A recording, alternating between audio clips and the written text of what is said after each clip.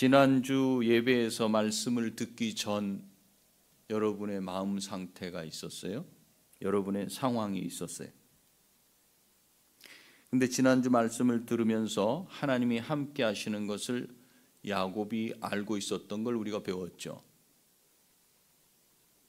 그런데 야곱의 상태를 보니까 하나님이 함께 하셔서 외삼촌이 잘 되게 하셨다 이렇게 말하는데, 그때 야곱은 나로 인해서, 나 때문에, 나로 말미암아 외삼촌이 잘 되게 했다 이런 말을 했어요. 그런데 6년의 시간, 즉 14년이 지난 다음에 6년의 시간, 외삼촌과 재계약을 하고서 6년 동안의 삶 속에서 외삼촌이 계속해서 10번이나 자기와 계약한 계약을 바꾸는 것을 야곱이 발견했죠. 그렇게 하고서는 손을 놔버렸어요. 내 뜻대로, 나 때문에, 하나님이 나와 함께 하셔서 나 때문에 되었다 이렇게 말했던 야곱은 10번이나 월급을 조정하는 외삼촌 때문에 자기가 할 수 있는 게 아무것도 없다는 것을 깨달았어요. 그렇다고 그는 그냥 손 놓고 되는 대로 그냥 살지 않았습니다. 자기가 할 수 있는 최선을 다했습니다. 그리고 나중에는 깨달았습니다. 내 힘으로 되는 게 없구나. 그래서 하나님께서 함께 하셔서 이룬 일이구나. 내가 부자가 된 것은 오직 하나님의 은혜구나. 이것을 깨달았어요. 그래서 우리는 구약시대처럼 그럼 나도 하나님이 함께 하시면 부자가 되겠구나 이런 기도는 하면 안 된다 그랬어요.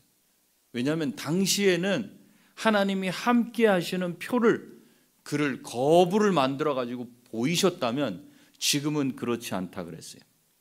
가난해도, 몸이 아파도, 일이 잘 되지 않아도 하나님이 함께 하시는 사람은 그 하나님 함께 하시는 사람의 표징을 보여줘야 돼요. 누구든지 세상 사람들 아프고 가난하고 궁핍하고 일이 안 되고 사업이 안 되고 그러면 다 찡그리고 힘들어합니다. 아유 내 팔자야 그럽니다. 근데 그리스도인은 아유 내 팔자야 그렇게 하는 것이 아니라 그랬어요. 그럼에도 불구하고 나랑 함께 하시는 하나님 때문에 나는 평안할 수 있어야 나를 통해서 다른 사람이 저 사람이 하나님을 믿는 사람이구나. 저 사람 안에 계시는 그 하나님은 진짜 하나님인가 보구나. 그거를 보일 수 있다 그랬어요. 예수 그리스도를 믿는 사람은 성령이 함께 하십니다. 내 안에서 사십니다. 그렇기 때문에 우리의 한 주간의 삶은 그저 되는 대로의 삶이 절대 아닙니다. 그날 정해진 시간표에 따라 그냥 살아온 것이 우리의 삶이 아니라는 말입니다. 여러분 뒤돌아보세요. 한 주간 어떻게 시간을 여러분 썼어요? 어떻게 지내왔어요?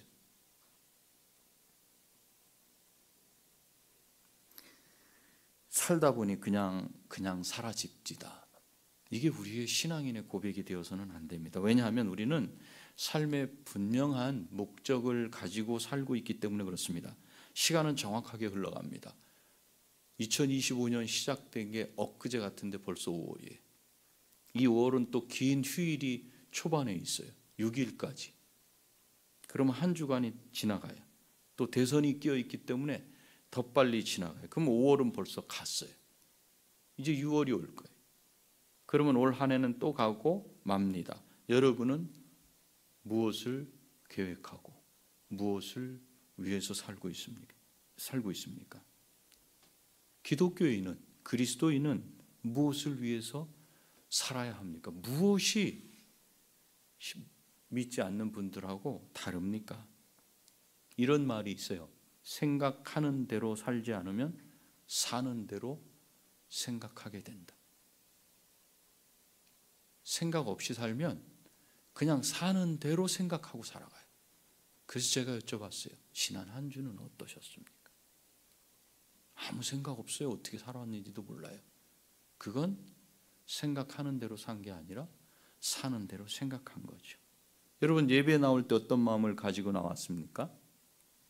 예배 때 하나님께서 설교자를 통해서 주시는 말씀을 잘 들어야겠다. 이 생각이 없이 나오면 듣지 못합니다. 내가 듣고 싶은 말만 듣게 됩니다. 나한테 유익한 것만 듣게 됩니다. 아무 생각 없이 살아가게 된다면 그 삶은 사람의 삶이 아니라 짐승의 삶으로 바뀔 수밖에 없습니다. 그렇게 짐승처럼 살아가는 삶의 특징이 뭡니까? 하나님의 말씀이 기준이 되지 않고 정서가 기준이 돼요. 정서, 마음, 감정, 자기 기분, 자기를 충동질하는 어떤 충동, 그것이 자기가 행동하는 행동의 근원이 돼요. 자기 감정에 따라, 기분에 따라 모든 행동을 하기 때문에 내가 싫으면 해야만 하는 일인데도 불구하고 하지 않습니다. 그런데 내가 좋으면 하지 말아야 될 일인데도 합니다. 이것이 이 시대의 흐름이 아닌가 생각됩니다. 생각 없이 살게 되면 사는 대로 생각하게 되기 때문에 우리가 바르게 살려면 좀 생각을 하면서 살아야 됩니다. 예배 때 오늘 예배가 있다. 오늘 말씀을 통해서 내가 듣기 어려워도 난 듣겠다. 그리고 내가 고쳐보겠다 라는 마음을 가지고 오면 성령께서, 내주하시는 성령께서 그 마음을 붙들어 주시고 열어주셔요. 깨닫게 해주셔요. 가르쳐 주셔요. 그런데 그냥 왔어요. 무슨 생각으로 왔어? 아니 나 시간 되면 가야 돼. 11시. 아무 생각이 없이 살면 안 돼요. 저와 여러분은 누구를 위해서, 무엇을 위해서 살아가야 하는 겁니까? 어떤 분은 나를 위해서 삽니다 이렇게 답하는 분도 있겠죠. 뭐 틀린 말 아닙니다. 그러면 또 질문을 할게요. 그럼 나를 위해 사는 것은 어떻게 사는 것이죠? 내가 하고 싶은 대로 그동안 누려보지 못했던 것을 하면서 그렇게 살아가는 사람을 모델 삼아서 잘 먹고 잘 사는 것이, 잘 누리고 사는 것이 나를 위해서 사는 것입니까? 다른 사람이 뭐라고 하든지 욕을 먹더라도 내 뜻을 붙잡고 소신껏 살아가는 것이 나를 위해서 살아가는 것일까요? 그래도 조금 생각을 하는 분들은 최소한 사람의 도리는 지키면서 그래도 그렇게 살아야 되지 않을까요? 이렇게 말하는 분 있을 거예요. 이 사람의 도리 뭡니까? 사람의 도리. 도리라고 하는 것은 사전을 보니까 사람이 어떤 입장에서 마땅히 행하여야 할 바른 길을 말한다. 이렇게 나와요. 미안할 때는 뭐라고 말해야 되는 게 도리죠? 미안해. 고마울 때는 뭐라 그래야 돼요? 고마워. 이게 도리. 부모의 도리는 뭐예요? 자식이 성인이 될 때까지, 성장할 때까지 지원해주고 지지해주고, 그래서 어떻게 시켜야 돼요? 독립할 수 있도록 도와주는 게 부모의 도리예요. 지금은 조금 달라졌어요. 그거는 제가 목회 서신에 썼어요. 자식의 도리는 인생을 먼저 산 부모님 의견을 존중하고, 그가 무식하든지 많이 배웠든지 돈이 있든지 권세가 있든지 관계없이 부모님의 의견을 존중하고 그들이 살아온 인생의 경험을 인정해주고 그들의 조언에 귀를 기울이는 게 자녀의 도리예요. 남편과 아내 사이, 형제 사이, 친구 사이에 서로 도움을 주고 받고 마땅히 내가 해야 할 바를 다 하는 걸 우리는 뭐라고 말한다고요, 학생들? 도리. 맞아, 그걸 도리라 그래요. 이런 게 없이 살아가는 삶은 짐승의 삶과 다를 바가 없어요. 제가 짐승 얘기를 하면 여러분 갑자기 짐승까지로 사람을 그렇게 추락을 시키냐 이렇게 말씀하실 수 있어요. 근데 그것에 딱 걸리지 마세요. 짐승이란 단어에. 우리가 확인했잖아요. 우리가 영동에 갔을 때 있었죠. 하프타임 때. 그때 그 똑똑한 진돗개가 어떻게 했죠? 밥을 주는 집주인 할머니를 물고 어떻게 했어요? 한번 물고 만 게 아니야. 어떻게 했죠? 끌고 들어갔어요. 어디로? 자기 집으로. 짐승이에요. 그 똑똑한 짐승이 개가 그렇게 바뀌어요. 자기 밥그릇에 손을 대면 그게 누구든 물어버리는 도리를 모르는 게 짐승이에요.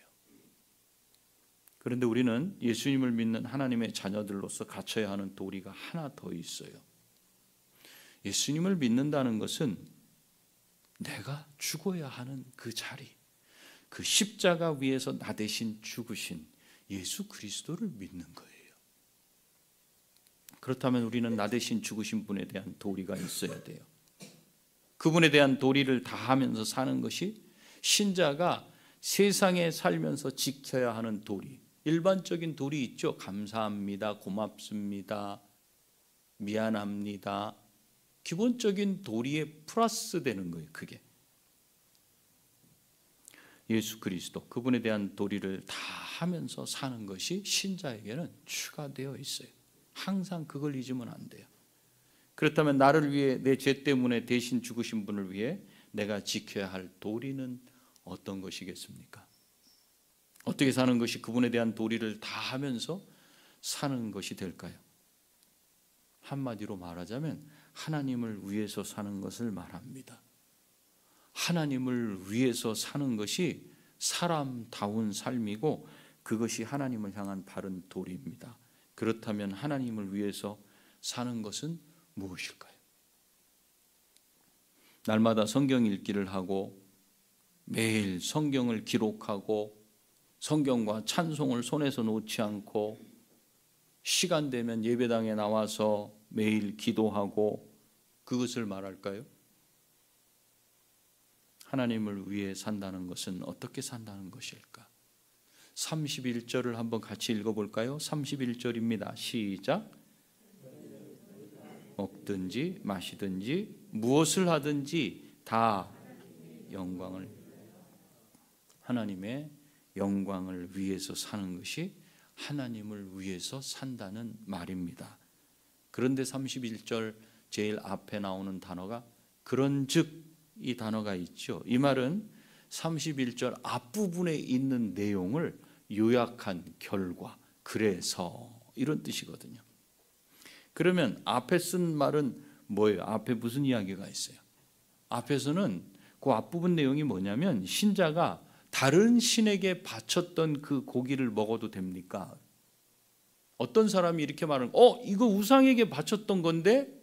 이랬을 때 그렇게 말한 사람도 신자, 들은 나도 신자예요. 내가 그걸 먹으려고 그랬더니 옆에 있는 신자가 그렇게 말했을 때 과연 그걸 먹어야 됩니까? 먹지 말아야 됩니까? 그 부분에 대한 거를 쭉 이야기해 왔어요.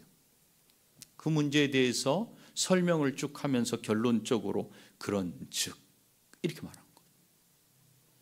그것뿐 아니라 먹는 것이든지 마시는 것이든지 말을 하든지 행동을 하든지 모든 삶 속에서 하나님의 영광을 위해서 하라, 이렇게 결론을 지은 겁니다. 그러니까 하나님을 위해서 사는 건 하나님의 영광을 위해서 사는 것입니다. 저와 여러분이 하나님을 위해서 산다. 내가 그리스도에 대한 도리, 그 도리가 무엇이냐? 하나님을 위해서 사는 것이다. 그리스도를 위해서 사는 것이다. 그렇다면 하나님의 영광이란 건 뭡니까? 세 가지로 말할 수 있어요. 하나님의 영광, 그러니까 하나님이 가지고 계신 영광이라는 거예요. 왜? 그분은 인간과 다른 신이시기 때문에 신으로서 가지고 있는 하나님의, 즉 하나님이 가지고 계신 어떤 영광스러운 그런 것이 있어요. 두 번째, 하나님의 영광이라고 할 때 그것은 하나님이 가지고 계셔서 우리에게 주시는 것을 말해요. 왜? 그분이 가지고 계시니까. 이 1번, 2번은 여기서 말하는 하나님의 영광이 아니에요. 세 번째는 뭐냐면 우리를 통해서 그분께 드릴 수 있는 걸 말해요. 우리의 말, 우리의 행동, 우리의 반응, 우리의 태도 등을 통해서 그분이 어떤 분인지가 다른 사람들한테 보여지는 거예요. 그걸 통해서 하나님이 누구신지를 나타내줘요. 여기서 31절에서 말하는 건 바로 그걸 말하고 있어요. 원래도 영광스러운 분이신데 나를 통해 그 영광이 드러날 것이냐, 나를 통해 그 영광이 막힐 것이냐, 그것이 바로 우리가 그분께 만들어 드릴 수 있는 영광이에요. 그 31절은 그것을 말해요. 저와 여러분들은 온몸이 거울이에요. 거울. 근데 이것은 어떤 빛을 받아서 반사하는 그 거울이 아니에요. 이 거울은 일반 거울과 달라요. 그것은 나를 통해서 바깥으로 반사되는 거울이에요. 근데 이 거울의 특징은 두 가지. 하나는 나를 보여줄 것이냐, 나를 통해 다른 누군가를 보여줄 것이냐. 예를 들어 설명을 한번 해볼게요. 어떤 나라에서는 중학교, 고등학교에서 시험을 보게 되면요, 시험이 끝나고 채점이 다 끝나고 나면 학교를 방문하는 기간이 있어요. 학부모들이 다 가야 돼. 그러면 영어, 국어, 수학, 사회 할 것 없이 선생님들이 쭉 앉아 있어요. 그럼 거기에는 북적북적 되겠죠. 선생님은 시험 점수, 시험지 그거 갖다 놓고 앉아 계시고 학생들하고 부모님은 찾아다니는 거예요. 이렇게 영어 찾아가. 그러면 줄을 설 거 아니에요. 내 앞에 우리 하용이 엄마가 여기 와 계셔. 딱 상담을 쭉 해. 지호 엄마도 와 있어. 그러면 상담 쭉 하면 그 뒤에 서서 기다려야 돼, 순서를. 그런데 어떤 엄마한테 본이 뒤에서 들어보니까 선생님이 말할 게 없습니다. 이 아이는 공부면 공부, 말이면 말, 태도면 태도, 아무것도 말할 게 없어요. 이 아이는 저희 자랑입니다. 부모가 얘기한 게 아니에요. 선생님이 그렇게 얘기해요. 이때 부모의 얼굴 모습 한번 상상해 보세요. 어떻겠어요? 기쁘겠어요? 어둡겠어요? 기쁘고 밝아져요? 안 밝아져요?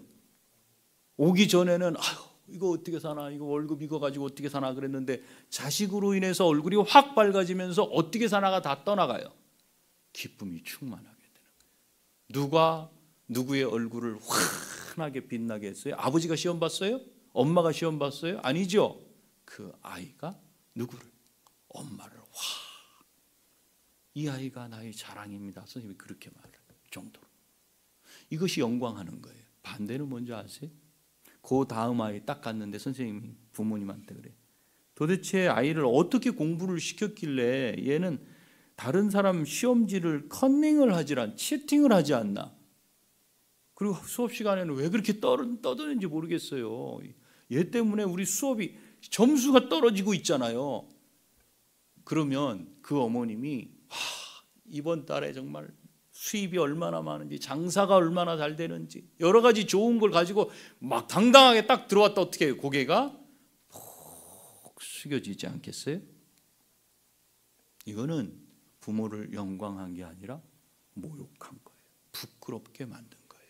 둘 중에 한 가지를 우리는 하고 살아가게 돼 있어요. 예수님은 제자들을 향해서 산상수훈에서 이렇게 말씀하셨어요. 너희는 세상의 소금이다. 너희는 세상의 빛이다. 너희의 착한 행실을 보고 그들로 너희 착한 행실을 보고 하늘에 계신 너희 아버지께 영광을 돌리게 하라. 이 말씀이 무슨 뜻인지 이해가 됐죠? 우리가 어떻게 하는가에 따라서 하나님이 영광을 받으실지 부끄러워하실지가 결정돼요.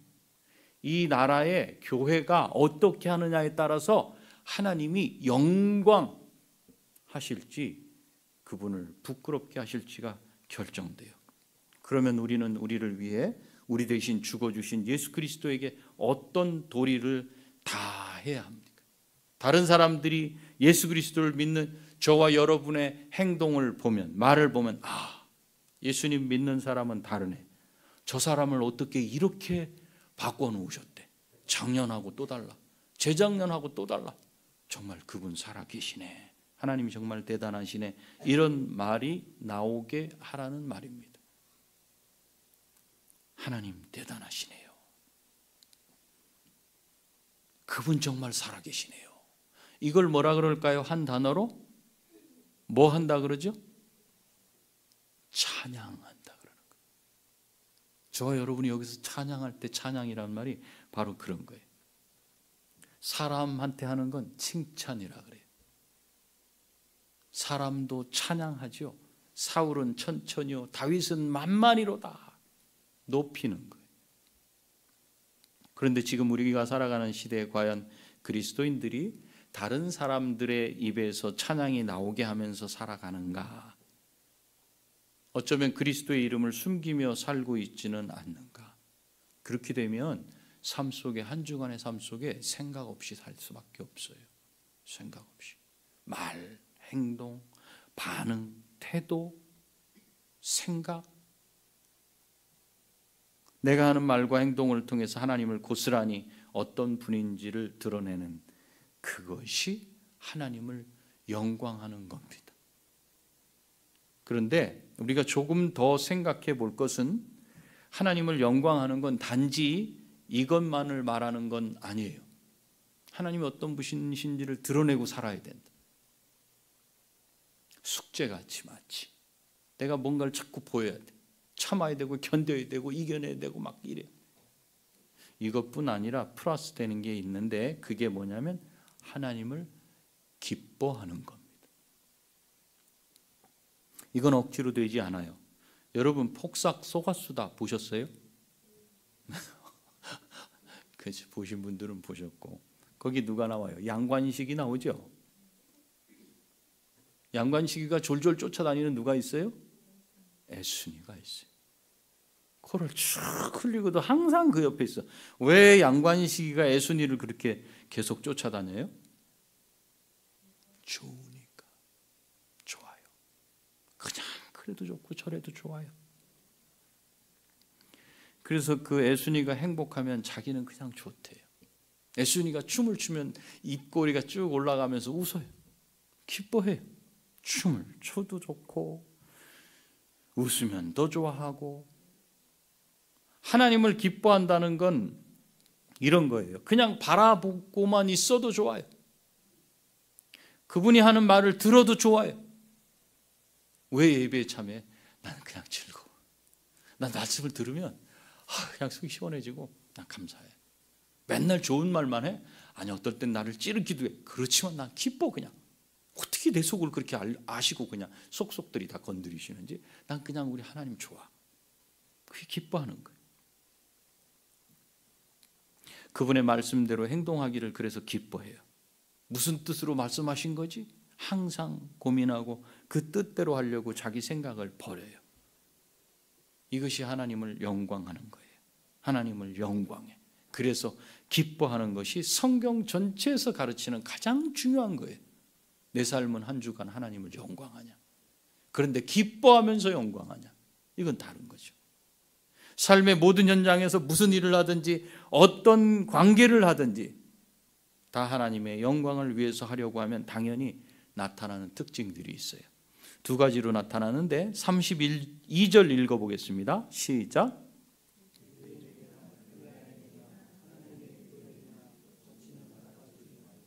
여기에 거친다는 말이 나오죠. 유대인은 믿는 사람, 헬라인은 믿지 않는 사람 이렇게 구분을 했어요. 그리고 믿는 사람들이 함께하는 교회, 하나님의 교회, 거치는 자가 되지 말라. 이 말은요, 누구에게든지 모든 사람에게 나쁜 사람이 되지 말아라. 여기 거친다는 말이 무슨 뜻이냐면 죄를 짓게 한다 이런 뜻이에요. 다른 사람에게 죄 짓게 만들지 말아라. 또 손해를 끼치지 않게 하라. 그럼 어떻게 죄를 짓지 않게 하거나 손해를 끼치지 않게 할 수 있을까? 부드럽게.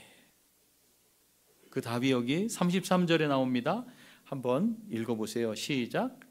나와 같이 모든 일에 모든 사람을 기쁘게 하여 자신의 유익을 구하지 아니하고 많은 사람의 유익을 구하여 그들로 구원을 받게 하라. 여기 나와 같이 모든 일에 모든 사람을 기쁘게 하라. 모든 사람을 기쁘게 함으로써 그렇게 하라는 거예요. 어떤 사람, 그럼 어떻게 하는 게 모든 사람을 기쁘게 하는 걸까요? 반대로만 해볼게요. 이렇게 하지 않는 것이 모든 사람을 기쁘게 하는 것이랍니다. 이건 제가 그 에브리데이 스터디 바이블에서 인용합니다. 첫 번째, 이렇게 하지 않는 게 모든 사람을 기쁘게 한다는 거예요. 누가 상처를 받든지 둔감하고 자신이 원하는 바를 행한다. 두 번째, 지나치게 소심해서 누군가 불쾌할까 봐 두려워 아무것도 하지 못한다. 세 번째, 하나님이 아니라 사람에게 인정받으려고 모든 것에 동의만 하는 예스맨이 된다. 1, 2, 3 이렇게 하지 않는 것이 모든 일에 모든 사람을 기쁘게 하는 것이라. 이렇게 말하고 있어요. 왜 이렇게 해야 되느냐? 맨 뒤에 있어요. 뭘 하기 위해서? 보세요. 맨 뒤에 뭐라고 써 있어요? 그들로 구원과 관계되어 있어요. 구원을 받도록, 많은 사람들이 구원받도록. 바꿔서 말하면 그들이 하나님을 알고 구원을 얻게 하기 위해서, 그것이 하나님께 영광이 되는 것입니다. 그게 목표예요. 하나님의 영광을 위해서 사람들에게서는 이런 특징이 나타난다는 거예요. 다른 사람에게 잘해. 그 사람이 왜 잘하냐? 왜 잘해? 그 사람을 구원하기 위해서. 나는 떡을 하면 항상 이웃집에 갖다 줘. 왜? 이웃집에 검사장이 살고 있어. 변호사가 살고 있어. 학교 교장 선생님이 살고 있어. 우리 아이 담당 교수가 거기 살고 있어. 그래서 떡을 갖다 줘요? 아니, 이웃을 구원하기 위해서. 그럼 사도 바울은 어떻게 그렇게 살려고 생각하게 됐을까? 11장 1절이 말해줘요. 그걸 11장 1절 읽습니다. 시작.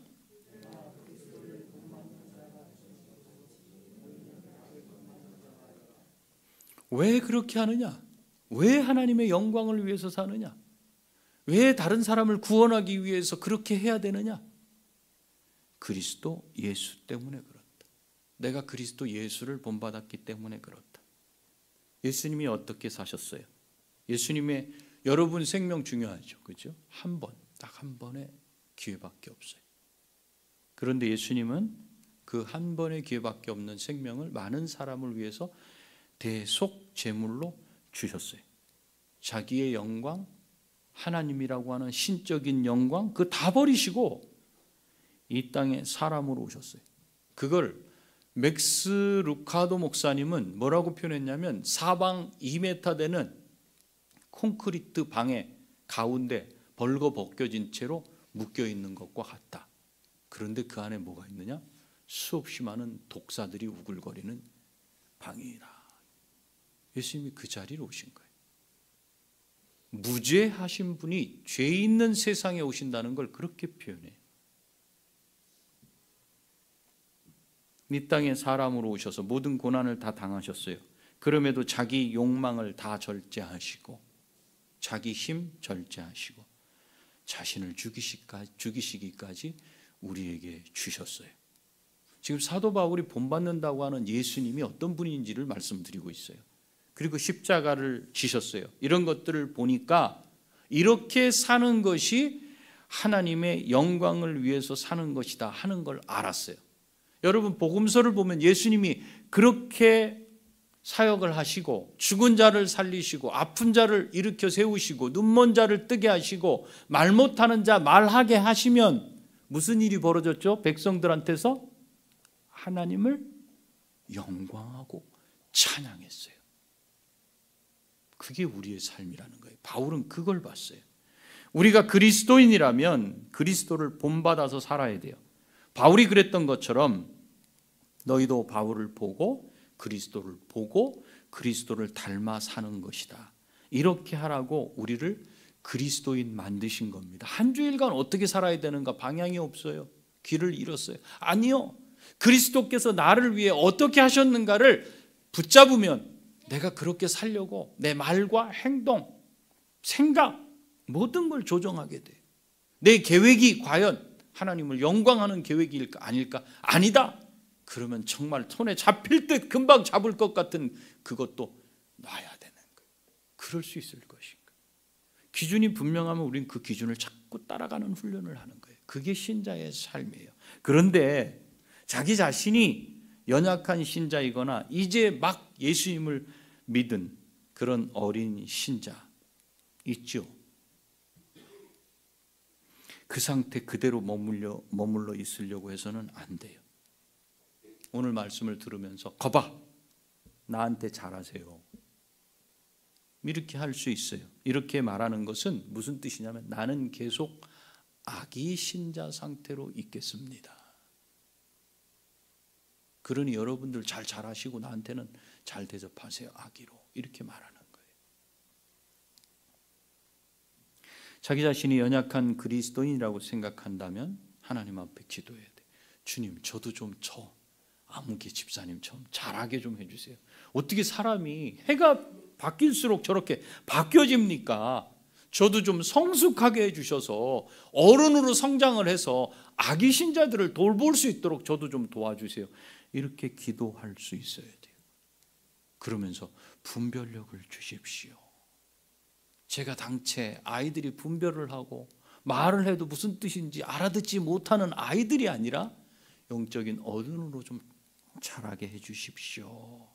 이렇게 기도해서 다른 신자들이 사용해야 될 그 자유에 나도 거치는 자가, 해를 끼치는 자가 되지 않게 해 주십시오 하는 기도가 있어야 돼요. 여러분은 누굴 위해서 살아오셨습니까? 우리 청년들 무엇을 계획하고 살아가요? 우리 청소년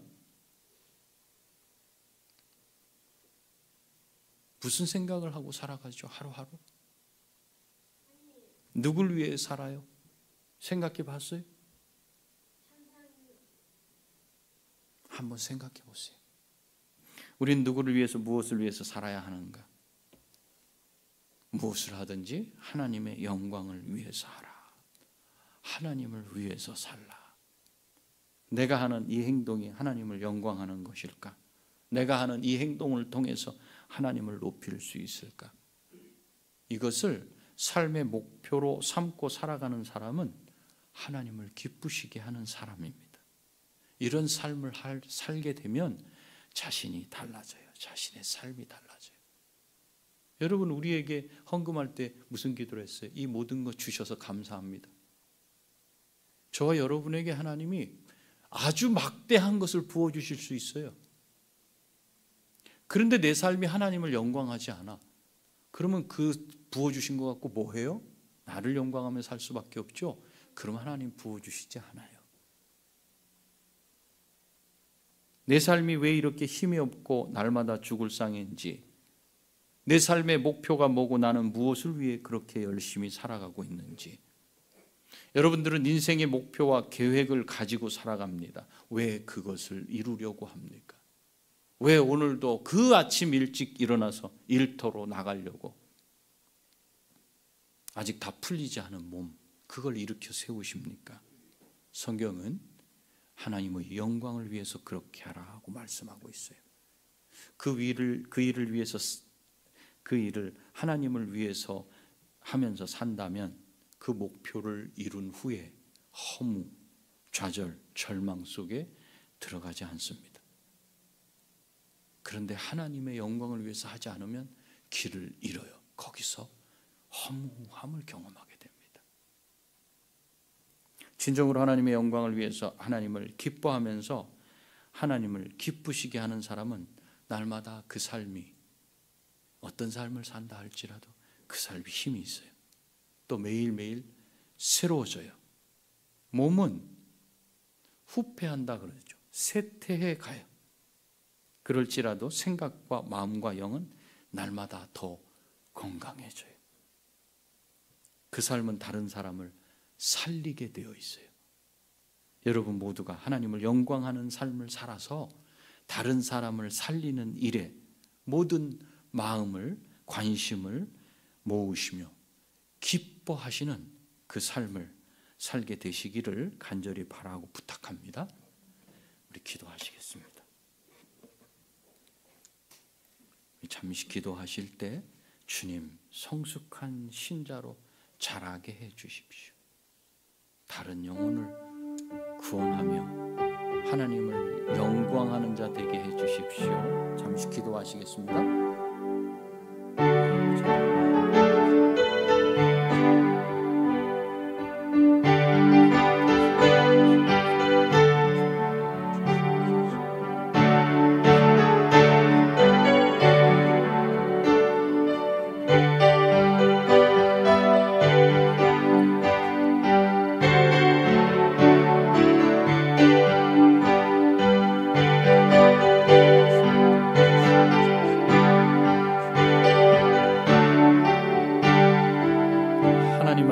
하나님 아버지, 우리에게 분명한 삶의 목표, 방향을 주셔서 감사합니다. 하나님을 영광하며 하나님 때문에 기뻐하는 그 삶 다시 찾았으니 살아낼 수 있도록 성령께서 도와주시옵소서. 예수님의 거룩하신 이름으로 기도합니다. 아멘.